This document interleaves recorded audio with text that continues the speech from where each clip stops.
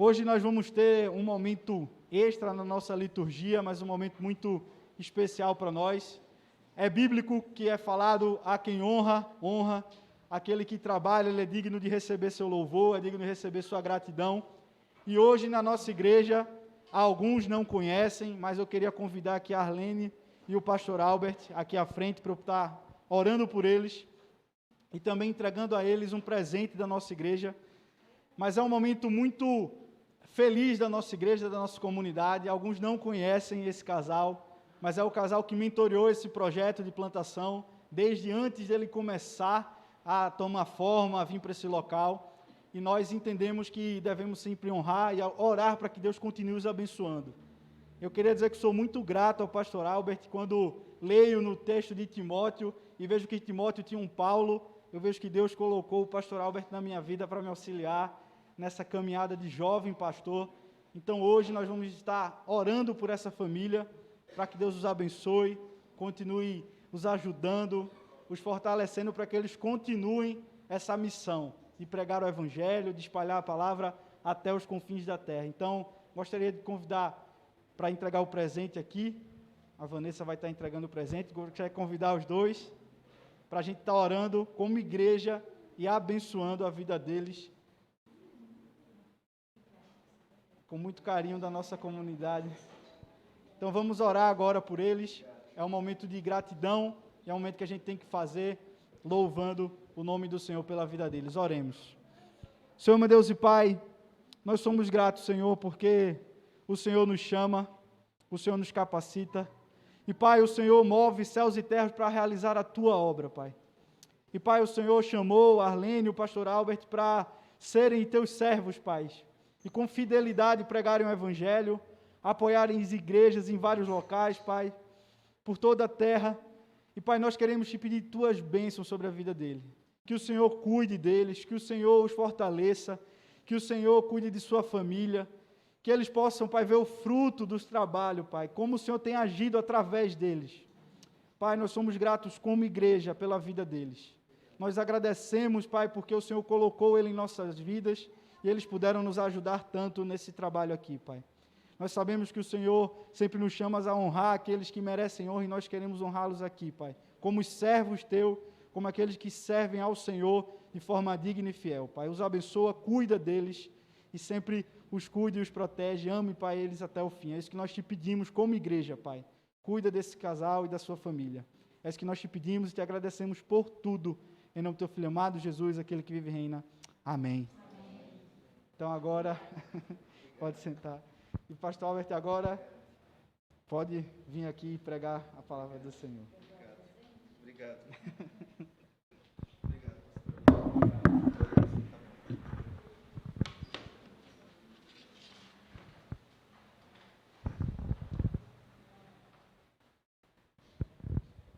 Som.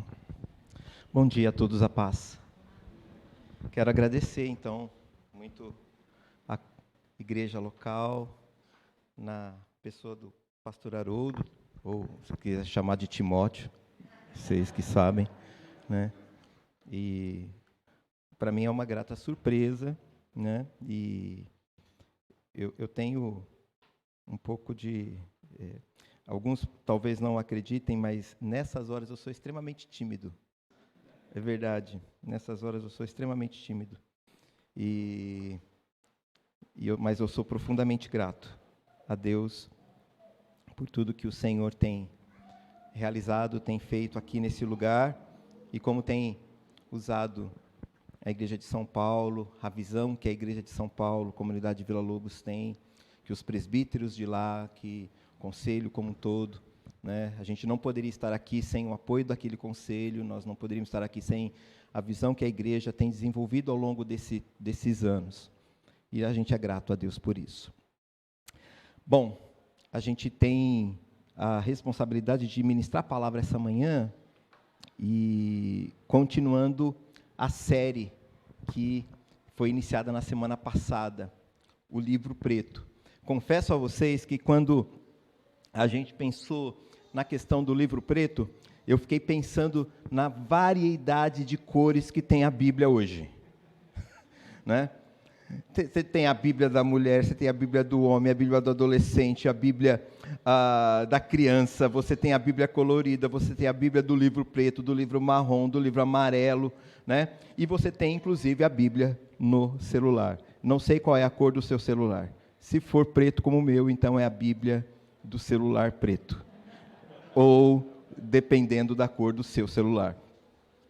Mas eu sou muito grato a Deus, porque a gente tem o acesso, a possibilidade de termos diante de nós a palavra de Deus, a Bíblia Sagrada, que é inerrante, que ainda que questionada ao longo de tanto tempo, continua gerando transformação e vida a todo aquele e em todos aqueles que creem nas Escrituras. E eu quero começar essa reflexão com uma pergunta. Qual é o lugar da Bíblia na sua vida? Alguns a usam como um talismã. Tipo, está sempre na estante, na cômoda, para livrar do mal olhado, aberta no Salmo 91. Tem gente que usa a Bíblia como se fosse um talismã. Tem gente que usa a Bíblia como se fosse um horóscopo. Deixa eu ver o que Deus tem para mim hoje. Deixa eu ver a palavra. Eu não saio de casa sem antes ler a Bíblia, mas é mais ou menos assim, né? Tem outros que a usam como uma arma. Bate na cabeça de todo mundo. E aponta o dedo. Está escrito. E vai apontando o dedo. Está escrito. E vai apontando o dedo. Como se fosse uma arma. Ela é, de fato, uma arma. Mas ela precisa ser bem utilizada, né? Ou não usada dessa forma. Mas existem aqueles que sabem que ela é a palavra de Deus, que fala e alimenta a mente e a alma da gente. Eu quero ler para vocês uma história sobre alguém que descobriu a Bíblia nesse sentido, de ser o livro de Deus, de ser a mensagem de Deus que fala ao coração da gente. No início dos anos 1800, um garoto nigeriano de 12 anos e a sua família são tirados de sua casa e levados à força até um navio negreiro, que é de Portugal com destino à América.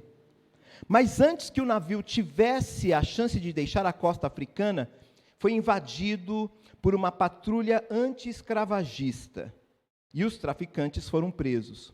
O garoto de 12 anos e a sua família então são libertados e enviados para Serra Leoa. É aqui que ele descobre o poder da Bíblia. Após se tornar cristão, Samuel, o nome desse menino, Samuel Crowther, começou a aprender vários idiomas e a sair em expedições missionárias para países próximos a Serra Leoa. Mas durante todo esse tempo ele estava estudando a Bíblia em inglês, porque não existia em Yoruba, que é o seu idioma nigeriano. Isso significava que as pessoas na Nigéria não falavam inglês, não podiam ler a Bíblia, não podiam ler a palavra de Deus por si próprias. Então, Samuel ajudou a criar um sistema gramatical escrito para Yoruba e traduziu a Bíblia para aquele idioma. Quando terminou a Bíblia na versão Yoruba, ele continuou a traduzir as Escrituras para outros idiomas nigerianos, para que mais pessoas pudessem descobrir a mudança de vida que ele experimentou. Mais tarde, Crowther foi eleito bispo da Nigéria pela Igreja Anglicana, se tornando o primeiro bispo anglicano negro. E hoje, a Igreja Anglicana da Nigéria é a segunda maior da província anglicana, com mais de 18 milhões de membros batizados. Eu não sei como cada um de nós tem usado a Bíblia, mas a verdade é que se nós entendermos o que ela é, a voz de Deus, a palavra de Deus, e a nossa experiência com as Escrituras forem, de fato, experiências que nos levam a uma profundidade cada vez maior, relacional com o nosso Deus, assim como Samuel Crowther, Deus haverá de usar a nossa vida.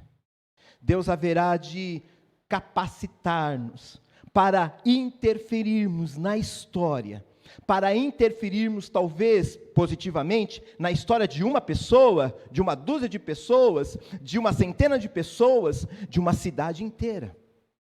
Mas tudo começa com a nossa relação com as Escrituras, com a sua relação com as Escrituras, como ela está efetivamente ocupando espaço na nossa agenda diária, como ela está ocupando lugar em nosso coração. Eu costumo dizer em oração muitas vezes que, Senhor, há tantas vozes que estão aqui trazendo confusão à minha mente, os meus ouvidos ouvem vozes de todos os lugares, me ajuda a cessar todas essas vozes, inclusive a minha própria voz, a fim de que eu seja capaz de ouvir apenas a tua voz. E me parece que uma das questões que tem feito com que o cristianismo, no nosso país inclusive, seja embarcado numa pobreza espiritual terrível, horrenda, é porque nós estamos ouvindo muitas vozes, mas não a voz de Deus. Muitas vozes do nosso coração, de pessoas importantes inclusive, vozes que opinam, que dizem o que devemos fazer, o que devemos escolher, o que devemos gostar, o que não devemos gostar, mas não estamos como igreja, como gente de Deus, como pessoas que dizem crer em Deus, ouvindo a voz daquele que é o Senhor da eternidade, o Senhor da existência, o Senhor da vida, que faz, como a gente acabou de cantar, com que montanhas se curvem, se prostrem diante daquele que é o Senhor de toda a terra, mas que também nós, eu e vocês, chamamos de Senhor. Então eu quero orar, para pedir uma coisa ao Senhor. Senhor, que nesta manhã, e todas as vezes que nos reunirmos neste lugar, e todas as vezes que eu estiver aonde a Tua palavra é aberta, seja na minha casa, na solitude da minha alma, seja no meio da multidão, mas que eu ouça a Tua voz, somente a Tua voz. Eu quero convidar você para orar comigo nesse sentido. Amado Deus, no nome de Jesus, nós precisamos do Senhor. Carecemos de Ti e imploramos, abra os nossos ouvidos, Senhor, para ouvirmos a Tua voz, que como disse o salmista no Salmo 29, a voz do Senhor é poderosa, a voz do Senhor dá cria, a voz do Senhor quebra os cedros, a voz do Senhor despedaça, mas também gera vida. Que essa voz seja a única ouvida essa manhã, em nome do Senhor Jesus. Amém.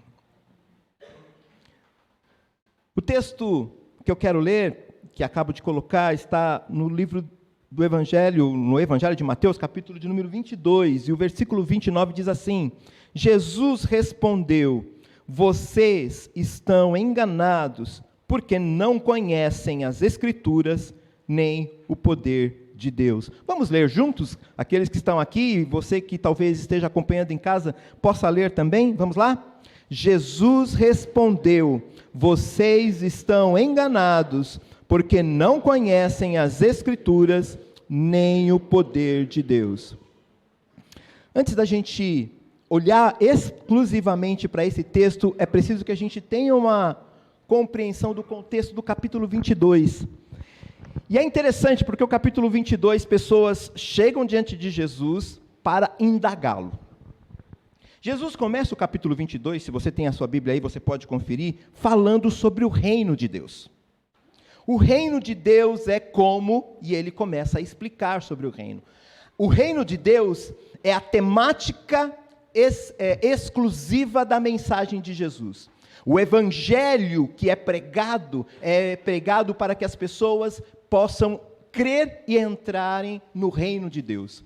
Então, a eternidade está sendo colocada à prova aqui. E me parece que uma das coisas que nós não temos falado muitas vezes é sobre a eternidade. Ou pensamos na eternidade quando alguém morre. Quando a gente tem um acontecimento como este, né, de alguns dias atrás, da morte de algumas pessoas num acidente de avião, dentre elas uma pessoa famosa, e aí a gente começa a pensar, puxa, era tão nova, puxa, tinha tantas pessoas ainda ao seu redor que dependiam dela, uma criança pequena, filhos dos outros que faleceram também, famílias que deixaram. A gente começa a pensar naquilo que a gente está investindo, no tempo que a gente não está investindo, com aquilo que a gente deveria investir. A gente começa a pensar na eternidade ou no pós-morte ou pós-vida nesses momentos. Mas a Bíblia toda nos leva, e sobretudo o Novo Testamento, nos leva a pensar na eternidade. Então Jesus está falando sobre o reino de Deus, logo ele está falando sobre a eternidade, sobre algo que começa aqui agora, mas que nos faz avançar. E quando ele começa a falar, as pessoas começam a indagá-lo e pensar assim, a gente precisa, essa é a ideia do texto, pegá-lo nas suas próprias palavras.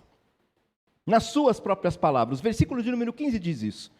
Versículo 15 do capítulo 22. Então os fariseus saíram a começar a planejar o meio de enredá-lo em suas próprias palavras.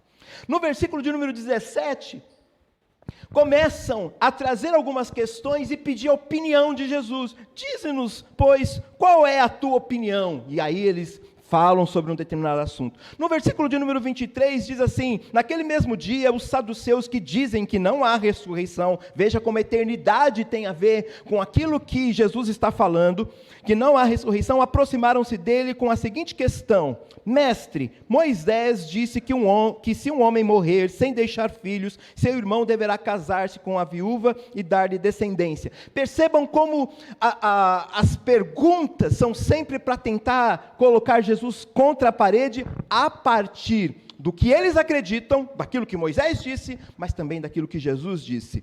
No versículo de número 35, depois de Jesus responder essas perguntas, um perito da lei diz assim, o põe à prova com a seguinte pergunta, mestre, qual é o maior da lei? Qual é o maior mandamento da lei? E o versículo 46 diz que ninguém conseguia responder-lhe uma palavra, porque depois de tudo aquilo, Jesus faz uma pergunta que eles não conseguem responder. E daquele dia em diante, ninguém jamais se atreveu a lhe fazer perguntas. Então, esse é o contexto. Gente que se aproxima para questionar o que Jesus diz. Gente que se aproxima para colocar em xeque aquilo que Jesus ensina. Gente que se aproxima, talvez sendo incrédulos, curiosos, céticos, gente que não entende a verdade espiritual e que tenta enxergar a vida e traduzir a vida a partir das perspectivas meramente humanas. Essa, e mesmo a fé, é traduzida a partir de perspectiva humana. Então eles chegam diante de Jesus e Jesus chega um momento e fala assim, sabe qual que é o problema de vocês? Vocês estão enganados porque vocês não conhecem as Escrituras e nem o poder de Deus. Esse é o problema.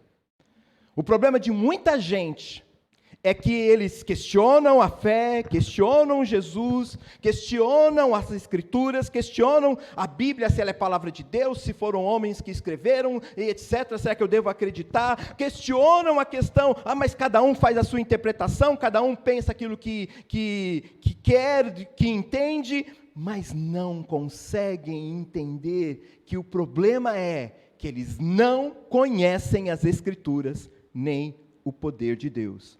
Por isso, a temática especificamente de hoje está relacionada com a autoridade da Bíblia, com a autoridade da Escritura. E a partir desse versículo 22, 29, a partir desse contexto todo, do capítulo 22, eu gostaria de dizer, em primeiro lugar, que a autoridade é experimentada. Não adianta apenas entender a Bíblia, em algum aspecto que eu vou chamar aqui apenas de intelectual, mas eu preciso vivenciá-la, experimentá-la. E em primeiro lugar, eu preciso experimentá-la como voz de Deus. Voz de Deus. Deus disse. No Antigo Testamento a gente tem muito essa menção dos profetas que são usados dizendo, assim diz o Senhor. Ainda que muitas vezes questionados, mas eles diziam, assim diz o Senhor. Talvez a gente precisasse ouvir novamente essa voz que nos faz pensar o seguinte, o que Deus diz, o que Deus pensa, como Deus vê isso, o que Deus tem a nos dizer, o que Deus tem a nos dizer sobre o casamento, o que Deus tem a nos dizer sobre a criação dos filhos, o que Deus tem a nos dizer sobre a maneira como eu devo trabalhar, o que Deus tem a me dizer como eu devo tratar meus pais, o que Deus tem a me dizer como eu devo adorar, porque tem pessoas que são assim, eu adoro do meu jeito, epa! Quem diz que a gente deve adorar do nosso jeito? Você? Eu? Lê do engano nosso. Algumas pessoas elas não entendem que o sacrifício de Caim não foi aceito. E alguns dizem assim, não foi aceito porque não foi feito de coração, não foi aceito porque ele não entregou tudo. Não, o texto diz lá que ele entrega tudo, entrega do melhor. Sabe por que o sacrifício de Caim não foi aceito? Porque não foi do jeito de Deus. Eu preciso ouvir aquilo que Deus tem a me dizer. E preciso entender que a voz dele está acima de todas as vozes, que a ordem dele está acima de todas as ordens, inclusive, muitas e muitas vezes, no momento no qual sou colocado contra a parede, sabendo que devo crer, mas não sabendo como crer, nesses momentos é a voz de Deus que faz toda a diferença, toda a diferença. Se a minha experiência com Deus não for por meio das Escrituras, na ação e instrumentalidade do Espírito Santo, para que eu entenda, Deus falou comigo assim. Quando a gente começou o tempo das canções, das músicas, da adoração por meio das músicas, a irmã que estava dirigindo aqui, Michele, disse assim, eu ouvi a voz de Deus falar ao meu coração essa manhã. Foi assim que ela começou. E ela citou uns salmos. Qual foi o salmo que ela citou? Tempo. Que está no Salmo 150. Eu preciso que a minha relação com a Bíblia, a palavra de Deus, seja de ouvir a sua voz. Fala comigo, Senhor. Estou no escuro. Fala comigo, Deus. Não sei o que fazer. Fala comigo, Deus. O problema, disse Jesus, para aqueles que os questionavam, para aqueles que o indagavam, para aqueles que colocavam em xeque suas palavras, o problema era esse: vocês não conhecem as Escrituras. Em outras palavras, vocês não estão ouvindo a voz de Deus. Mas, nesse sentido, uma segunda realidade espiritual é que eu preciso, então, ler a palavra de Deus contra mim mesmo, ou no caso, você deve ler contra si. Você já viu pessoas dizendo assim, nossa, fulano de tal tinha que estar no culto hoje. Né? Eu acho impressionante, fulano de tal não veio, não está, mas eu estou. Mas eu acho que o culto não foi para mim, foi para o outro. se nós perdemos a capacidade de lermos a palavra contra nós, nós não ouviremos a Bíblia, não ouviremos a voz de Deus. Estou sempre indagando o seguinte para o meu próprio coração: Senhor, aquilo que eu ouvi da parte do Senhor requer mudança, requer transformação. Eu entendi, me coloco na presença do Senhor e digo: então, Senhor Deus, muda isso, porque efetivamente eu não estou fazendo isso. A gente leu o Salmo 19. A lei do Senhor é perfeita, e ela dá sabedoria. Quando eu me vejo tomando decisões sem sabedoria, não é Deus falando comigo: você precisa ser sábio, meu filho, porque eu vou metendo os pés pelas mãos. Aliás, quem de nós apenas ora para que Deus abençoe nossas decisões, ao invés de orar para que Deus nos mostre qual é a decisão? Devo ir para a direita? Devo ir para a esquerda? Devo seguir reto? Devo ficar parado? Qual é a tua vontade, meu Deus? Porque se eu inclinar o meu coração, ele tem tendências. Meu coração se insinua para algumas coisas, mas Deus, por favor, eu sou teu filho, eu sou tua filha, fala comigo, quero ler a tua palavra contra mim. Quero ler a tua palavra contra mim.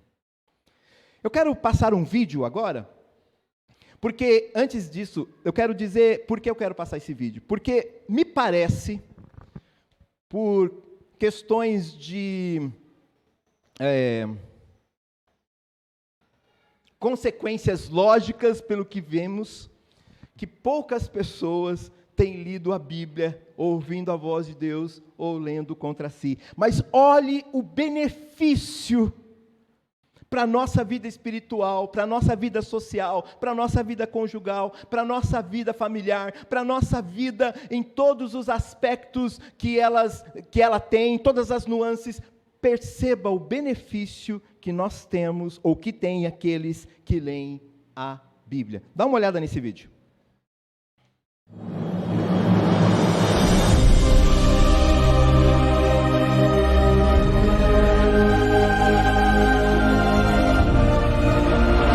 O efeito da Bíblia no cérebro humano.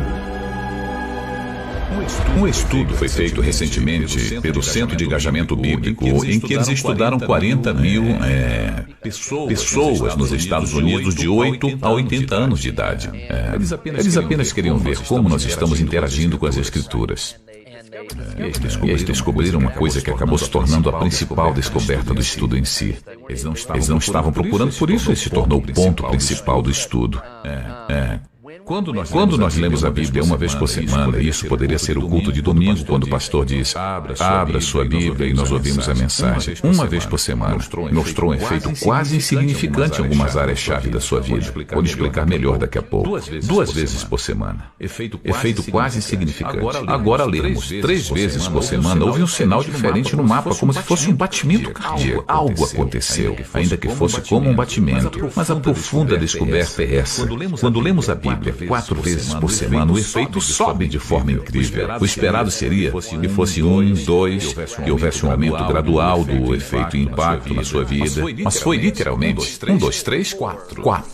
Algo muda radicalmente. Ok, você me deixou curioso. Que tipo de comportamento está sendo afetado? O sentimento de solidão cai 30%. Uau, isso lendo a Bíblia 4 vezes por semana. O problema com raiva cai em 32%.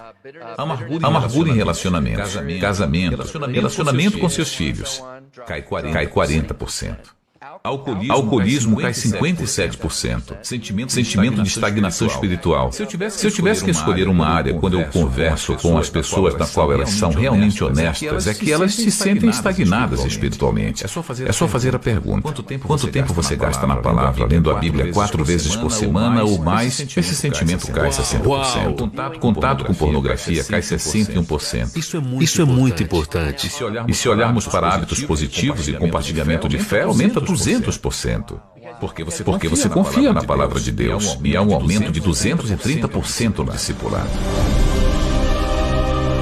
Porque a palavra de Deus é viva e eficaz, e mais penetrante do que espada alguma de dois gumes, e penetra até a divisão da alma e do espírito, e das juntas e medulas, e é apta para discernir os pensamentos e intenções do coração.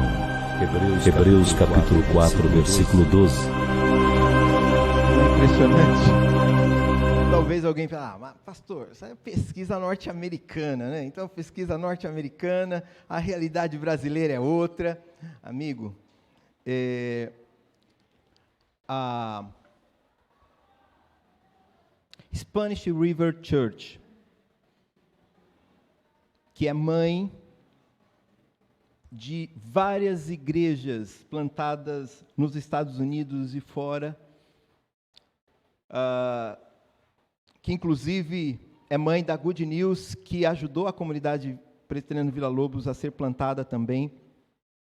O pastor, que foi pastor lá, infelizmente já faleceu, David Nicholas, ele escreveu um livro, e eles gostam muito de fazer pesquisa, mas ele escreveu esse livro e ele fez essa pesquisa, ele andou por vários estados norte-americanos, e visitando várias igrejas de várias denominações, para saber aquilo que se pregava no púlpito, e se no púlpito era falado do Evangelho, se era falado sobre Jesus.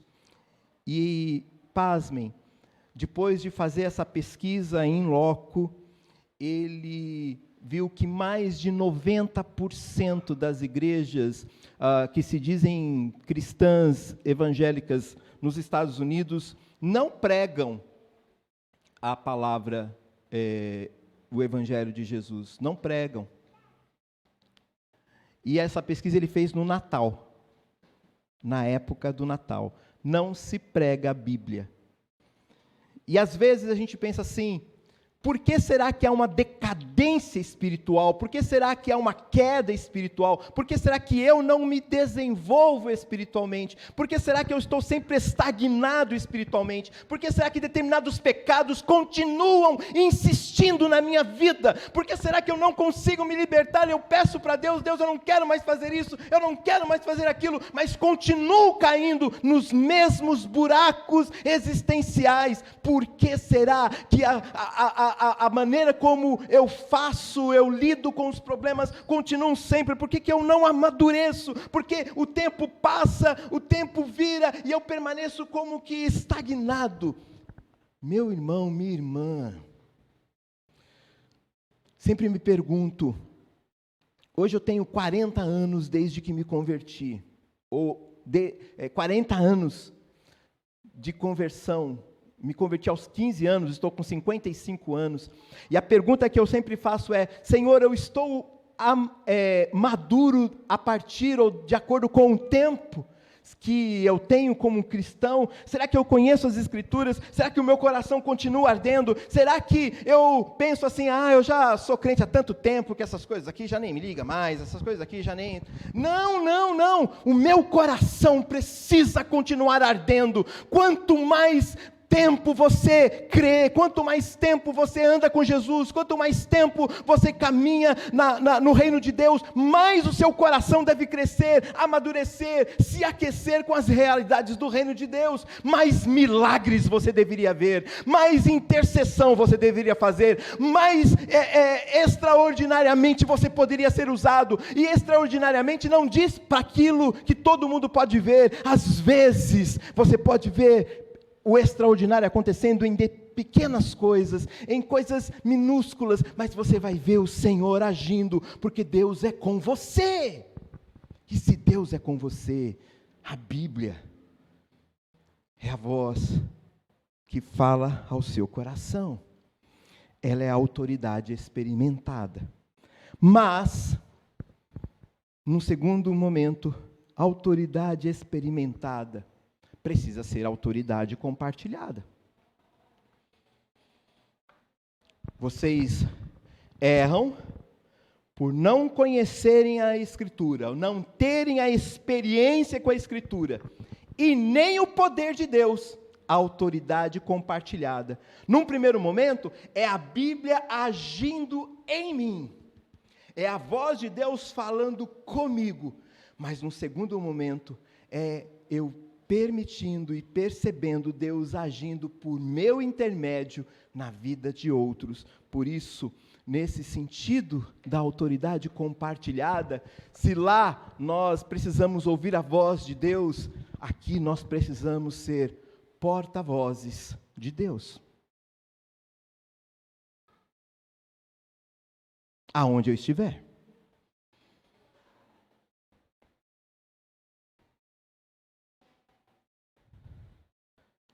Não podemos permitir que sejamos tomados de um constrangimento, de uma vergonha, de nos posicionarmos de acordo com aquilo que Deus pensa, com aquilo que Deus diz.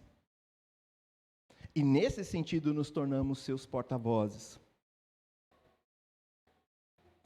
Como Jesus disse, eu sou a luz do mundo, mas ele também disse, vós sois a luz do mundo. Dessa forma, Deus tem nos chamado para anunciar com a nossa voz aquilo que Ele diz, aquilo que Ele pensa, nos lugares aonde estamos.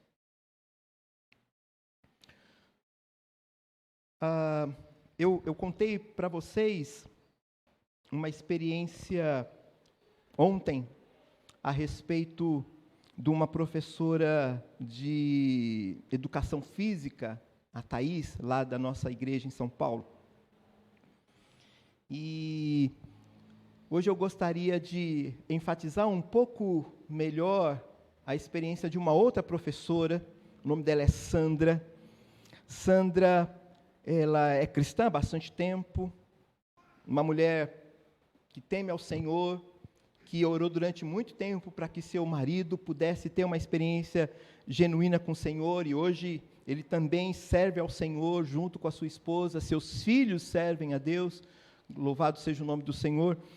E Sandra tem um desejo profundo de que seus alunos, ela é coordenadora pedagógica numa escola em Jundiaí, interior de São Paulo, uma escola com 600 alunos, ensino fundamental 2 e ensino médio, e ela diz assim, pastor, eu queria muito que aqueles alunos pudessem saber quem é Jesus, porque eu os vejo falando em sala de aula, eu os vejo agindo de uma maneira completamente fora daquilo que seria um padrão da natureza humana, e aí, como é que eu faço isso? E eu tenho orado, e ela faz parte de um grupo chamado Déboras, que foi inaugurado há muitos anos atrás, lá na igreja presbiteriana, 8ª igreja presbiteriana de Belo Horizonte, se eu não me engano, com a então esposa, que falecida, do pastor Jeremias Pereira, o grupo Déboras, que oram pelas crianças, que oram pelos filhos, que oram pelas novas gerações, que intercedem. E aí eu fiquei pensando, como é que nós, como igreja, deixamos de ser porta-vozes, ou porta-voz do Senhor, nos lugares onde estamos, e Sandra desejava profundamente isso. E então, na sexta-feira, nós conseguimos articular uma equipe missionária para que estivessem ali pregando o Evangelho, para que pudessem estar ali falando de Jesus, para que pudessem estar ali testemunhando, dizendo, Jesus vive e reina. A palavra de Deus fala ao coração. E vidas, adolescentes, ouvindo, sabendo a respeito do Criador, do Senhor, vendo que Deus não desistiu, daquelas vidas. E só para você ter uma ideia, o que eu estou querendo dizer para vocês, o filho da Sandra é farmacêutico, e ele tem uma farmácia bem perto dessa escola. E conversando com o filho dela, ele disse assim, pastor, todos os dias vêm crianças de 10, meninas de 12 anos, comprar a pílula do dia seguinte. Todos os dias. Elas não podem comprar, então vem um adulto e compra.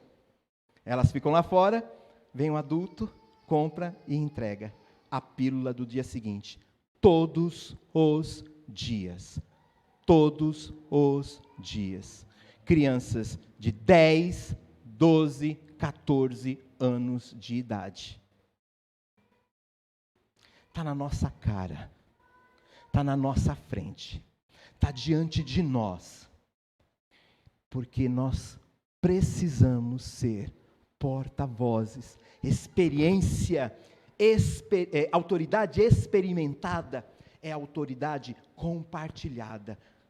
Deus tem isso para você. Deus tem aquilo para você. Como aconteceu com Samuel Crowther lá em Serra Leoa. Da mesma maneira. Um menino de 12 anos. 12 anos. Invistam na próxima ou nas próximas gerações. Olhem, clamem, peçam a Deus para que essas pessoas, esses jovens e crianças possam conhecer a Deus. Permitam-se usar, não apenas na vida dos seus próprios filhos, mas na vida de tantos outros que estão precisando ouvir a voz de Deus. O que me leva para esse outro ponto. Eu preciso ser porta-voz de Deus, eu preciso anunciar, mas eu preciso ser para o outro. Se você pegar o capítulo 22, você vai perceber que o tempo todo, a centralidade das perguntas que faziam para Jesus estavam neles mesmos. Senhor, Moisés disse que se morrer o marido, o outro pode assumir para permanecer descendência. Senhor, como se resume a lei de Deus? Senhor, como que a gente resolve esse problema, esse meu problema, essa minha situação? Tudo estava centralizado naquilo que normalmente a gente chama de antropomorfismo. Antropocentrismo. Tudo estava centralizado no ser humano. Aí Jesus diz assim, é para o outro. É a partir de você, mas para o outro. Então, a autoridade compartilhada deve me levar a olhar para além de mim. Para além das questões que me envolvem. Quando a gente pensa na plantação da igreja, propriamente dita, a gente está sempre indagando, essa é uma pergunta que a gente sempre faz, que igreja a gente quer? Que igreja eu quero ser? Que igreja eu quero participar? Que igreja eu quero para minha família? Que igreja eu quero?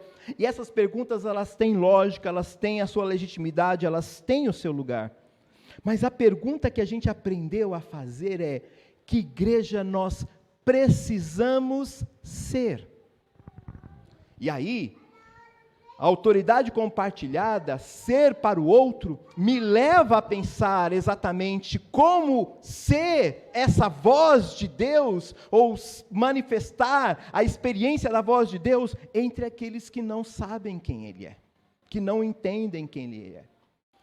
Se você pegar o capítulo de número 22, Jesus começa, aliás, vale a pena a gente ler.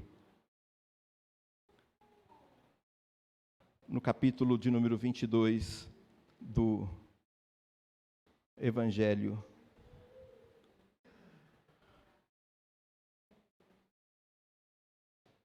de Lucas, só um minutinho. Do Evangelho de Mateus.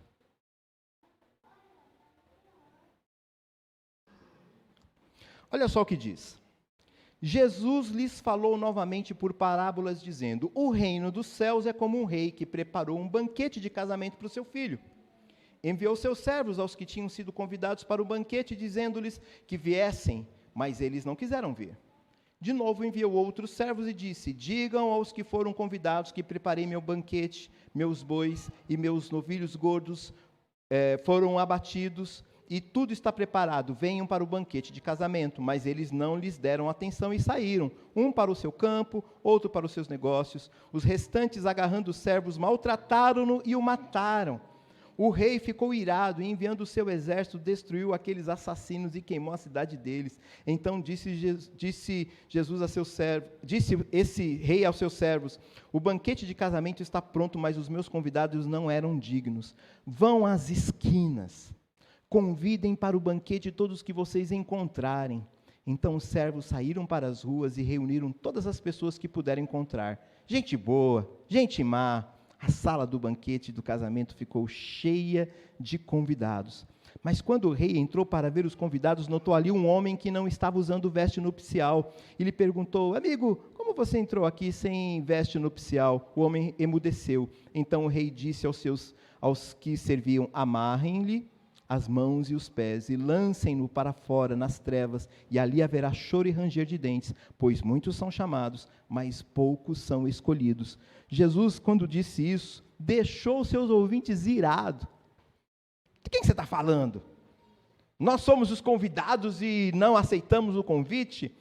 E aí Jesus começa a falar tudo aquilo que a gente já explanou no início dessa reflexão.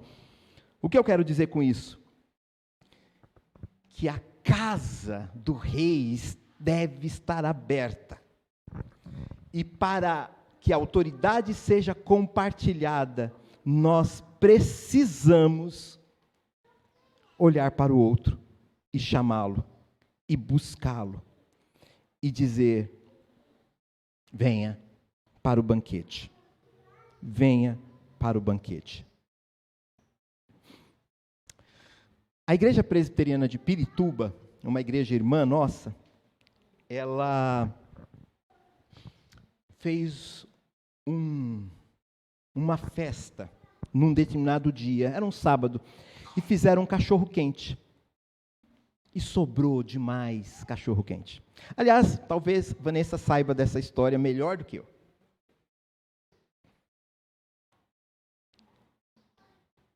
O pastor Adrien, que era pastor à época, não era nem pastor à época, se eu não me engano, ele disse assim: olha quanto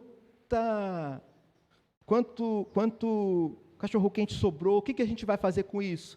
Ah, eu fiquei sabendo, alguém disse, que tem um lugar, que tem umas crianças, que tem um grupo, é uma favelinha, etc, etc, a gente pode levar lá. Ah, então vamos levar lá. Levaram. E aí começaram a aparecer crianças, e começaram a aparecer crianças, e começaram a aparecer crianças, e não deu. Aí o Adrien se senta no meio-fio e começa a chorar, dizendo: meu Deus, olha quanta gente com fome. E a gente está aqui, o que a gente pode fazer? Esse movimento da graça de Deus fez nascer o que é hoje a Associação Beneficente Betsaida, que eu tive o privilégio de ser presidente executivo durante 2 gestões, durante 6 anos, que à época tinha 25 anos, isso já tem uns 7 anos atrás, então 25 mais 7 tem uns 32 anos. E hoje eles administram 2 centros de educação infantil, um centro de acolhimento de crianças e adolescentes em situação de risco e outros projetos sociais. Mas tudo começou quando as sobras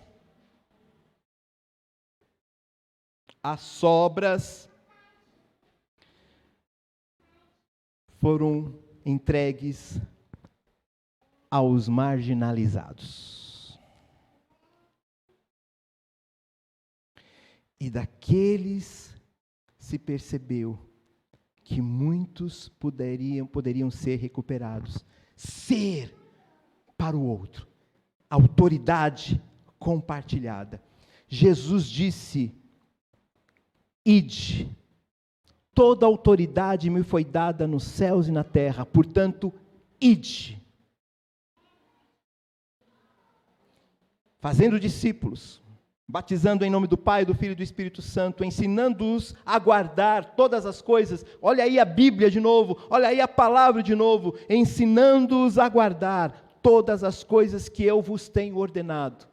E eis que estarei com vocês todos os dias. Todos os dias. É como se Deus estivesse dizendo assim: eu vou abençoar vocês. Fiquem tranquilos, porque aquele que me conhece, quando me busca, eu ouço e supro a necessidade. Vocês não precisam nem dizer o que vocês precisam, porque o Pai Celestial sabe do que vocês precisam, até mesmo antes que a palavra venha à boca.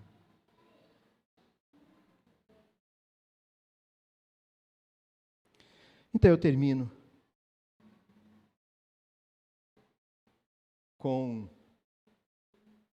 a seguinte pergunta. Ok, ouvi tudo isso, mas eu preciso saber como colocar em prática. Porque se eu ouvir, gostar ou não gostar, não é a questão. Isso não está em questão. Aliás, deixe-me dizer uma coisa que não estava nem programada. Não está em questão se você gosta do que você está ouvindo, ou se você não gosta do que você está ouvindo. Não está em questão. O que está em questão é de Deus o que eu estou ouvindo? E se é dele, e eu sou dele,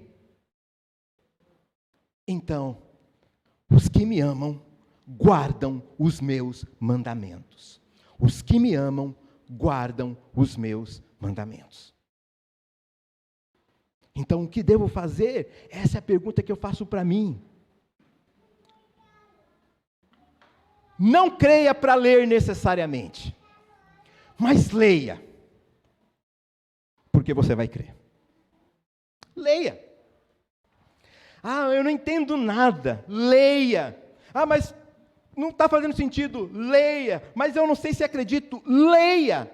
Não creia para ler. Leia para crer. A fé vem pelo ouvir a palavra de Deus. A fé vem pelo ouvir a palavra de Deus. Ouça a voz, a fé será gerada no seu coração. A transformação acontecerá. E quando você começar a crer de verdade, fale da verdade. Porque ninguém pode oferecer um Jesus maior do que aquele que ele mesmo conhece. Ninguém pode oferecer um Jesus maior do que aquele que ele mesmo conhece. Eu termino lembrando de uma canção. Eu já disse para vocês como eu gosto de música.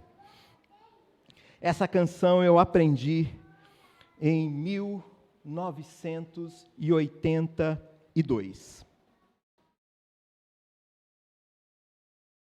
Perdão, mentira. 1981. 2 de novembro de 1981. E a música é Uma Centelha. E ela diz assim: uma centelha só, um grande fogo faz, queimando ao redor, a todos o calor traz. O amor de Deus assim é. Quando você sentir o seu amor, o seu imenso amor sem par, você vai transmitir. A primavera é a mais linda estação. As flores a cantar, as aves a cantar, a flor que se abre no botão. O amor de Deus assim é.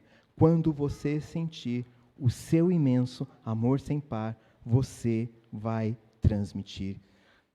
Amigos, irmãos, irmãs, é impossível alguém que foi atingido pela palavra de Deus, que essa palavra não saia pelos poros, não saia de alguma maneira. Pode ser, às vezes, sem palavra alguma, num testemunho ilibado, numa atitude honesta, num posicionamento santo, adequado. pode ser numa canção que se extrapola na alegria do coração, ou talvez na dor intensa da alma. Pode ser numa intercessão, quando a gente percebe que alguém sofre aquilo que a gente já sofreu, e eu não consigo não interceder, eu não consigo não orar, porque eu sei o que Deus fez aqui, e sei o que Deus pode fazer ali. Que Deus nos atinja poderosamente com a sua voz, e essa voz nos transforme. Que a experiência, a autoridade experimentada, seja a autoridade compartilhada. Leia e creia. Creia e fale. Que Deus nos abençoe.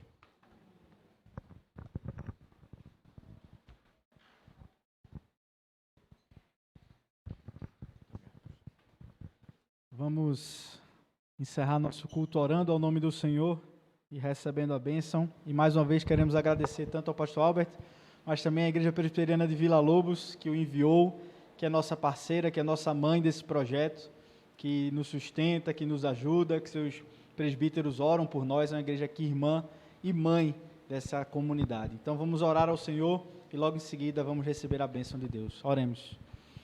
Senhor, meu Deus e Pai, somos muito gratos, Pai, pela Tua palavra que foi exposta aqui.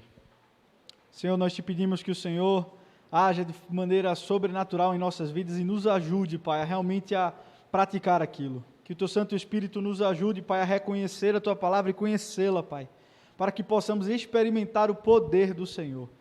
Pai, nos ajuda, é isso que nós te pedimos, que o Senhor fale conosco através da Tua palavra. E agora, abençoe a Tua igreja. Que o amor de Deus, nosso Pai, que a graça do nosso Senhor Jesus Cristo, que o poder e a consolação do Teu Santo Espírito esteja hoje e para todos sempre sobre a Tua igreja. Amém.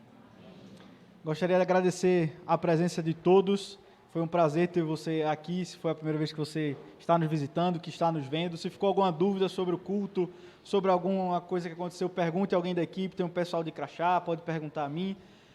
Quem está em casa tem um site que você pode estar acessando, vai ter as informações da igreja. A gente convida você, toda quarta-feira nós temos um estudo, a gente continua conversando sobre a palavra de Deus, a gente continua se reunindo, gerando amizade, gerando relacionamento. Se você quer fazer parte, fala também comigo que eu vou lhe direcionar para esses grupos, nas quartas-feiras de estudo, se você quer participar também.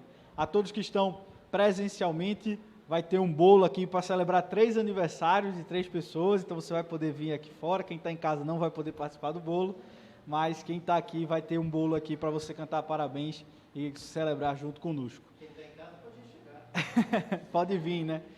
Venha que dá tempo. Mas, como eu sempre digo, tenham todos uma boa semana, um ótimo domingo. Tchau, pessoal.